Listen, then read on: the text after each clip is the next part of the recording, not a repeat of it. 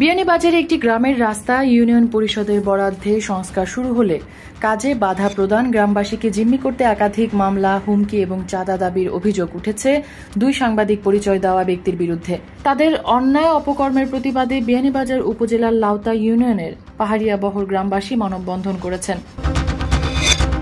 বাংলাদেশের প্রান্তিক পর্যায়ে ক্যান্সার প্রতিরোধ ও সচেতনতা বৃদ্ধিতে যুক্তরাজ্যের বাংলাদেশ হাইকমিশনে বৈঠক অনুষ্ঠিত হয়েছে। সম্প্রতি বাংলাদেশের প্রান্তিক পর্যায়ে ক্যান্সার প্রতিরোধ, শনাক্তকরণ ও সচেতনতা বৃদ্ধিতে পারস্পরিক সহযোগিতা জোরদারকরণের লক্ষ্যে এক বৈঠক অনুষ্ঠিত হয়েছে। এই সভায় উপস্থিত ছিলেন বিয়ানীবাজার ক্যান্সার অ্যান্ড জেনারেল হাসপাতাল ফাউন্ডেশনের chairman Suhel Ahmed Khan, CEO and MD Mohammad Sabuddin, Bangladesh cancer aid ট্রাস্টের প্রতিষ্ঠাতা ও নির্বাহী পরিচালক নাজমুস আহমেদ আলবাব, বেনকেটের আহ্বায়ক ও সিআরপি এর প্রতিষ্ঠাতা ট্রাস্টি মকসুদ আহমেদ খান।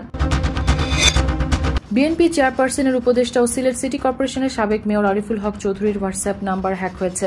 শনিবার আরিফুল হক চৌধুরী এই তথ্য জানিয়েছেন। কেউ যেন প্রতারণা চক্রের ফাঁদে পা না দেয় এবং এ ধরনের কোনো বার্তায় সাড়া না দিতে অনুরোধ জানিয়েছে আরিফুল হক চৌধুরী।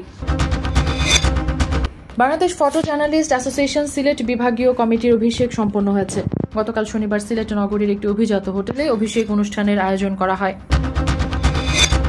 বড় লেখার কুমারশাইল ও নিউ পাল্লাথল সীমান্ত দিয়ে শুক্রবার ও শনিবার 2 দফায় 16 বাংলাদেশিকে পুশ-ইন করেছে বিএসএফ।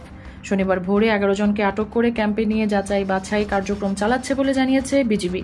এর আগে আটক 5 জনকে থানায় হস্তান্তর করা হয়েছে।